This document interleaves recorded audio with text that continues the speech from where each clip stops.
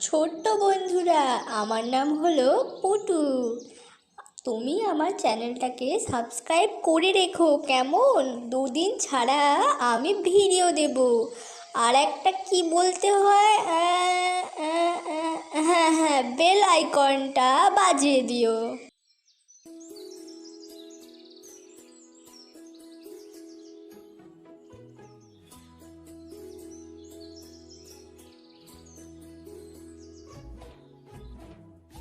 বলছি যে বাড়িতে আসছো আর খাচ্ছ আর চলে যাচ্ছ, তা আমার একটা কথা তুমি কানে নিচ্ছ না।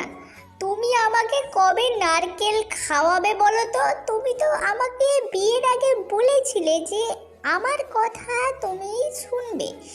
আমার এখন যেন আর কোনো কথাই কানে যায় না, বাড়ি আসে শুধু গল গল করে খায়। আচ্ছা আচ্ছা, ঠিক আছে, আমি তোমাকে আজই নারকেল নিয়ে আসবো। ঠিক আছে, আমি সন্ধেবেলা বাড়ি ফিরবো যখন, তোমার জন্য আমি একটা বড় নারকেল, তুমি যেটা খেতে চেয়েছিলে সেটা আমি নিয়ে আসবো। তাহলে খুশি তো? অনেকটা সন্ধে হয়ে গেল, আর এইদিকে গিন্নি আবার আমাকে বলেছে নারকেল নিয়ে যেতে হবে। সন্ধে তো নেমেই এসেছে, আর আজকে 2 পয়সার লাভও হয়নি যে আমি আজকে গিন্নির জন্য নারকেল কিনবো। তাহলে কি করা যায়?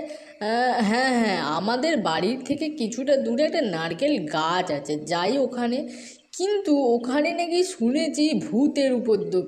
তো যা হবে হবে, দেখা যাবে। আমি ওখানেই যাব নারকেল নিতে, গিন্নি বলেছে। এই যে এই এই সেই নারকেল গাছটা মনে হয়। এইখানে নাকি শুনেছি, ও বাবা গো, ভূতের উপর তো ভূত না এসে যায়।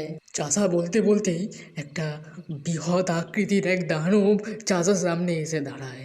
কোনো মতে চাষা সেখান থেকে পালিয়ে নিজের প্রাণ বাঁচায়।